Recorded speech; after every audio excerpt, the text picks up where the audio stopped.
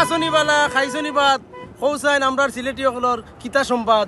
আমরা এখন আছি বাংলাদেশের শেষ সীমান্ত টেকনাফ। আর এই টেকনাফের সৌন্দর্য সম্পর্কে আমরা সিলেটি বাইন্তরে লইয়া আইছি, তারা কাছ থেকে শুনমু।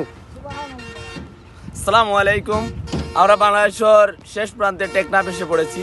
আশা করি অনেক সুন্দর ভাবে অনুভব করতেছি যে এই পর্যটক এলাকাটি অনেক সুন্দর, দেখার মতো জায়গা। আপনারা আসবেন, আমাদের বৈরাগীবাজার ইয়াং সোসাইটি থেকে আমরা এসেছি। আসসালামু আলাইকুম।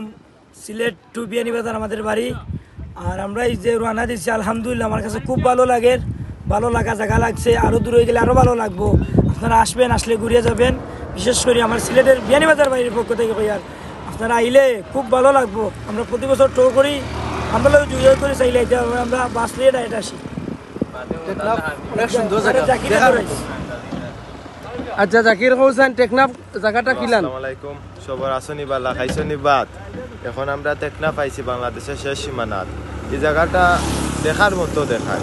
এই জায়গা যারা আইবা কক্সবাজার যদি নাও টেকাতে 2 টাকা বলান যাবি, কিন্তু নাইলে কক্সবাজার মিস আমার কাছে লাগে। খুব সুন্দর একটা জায়গা।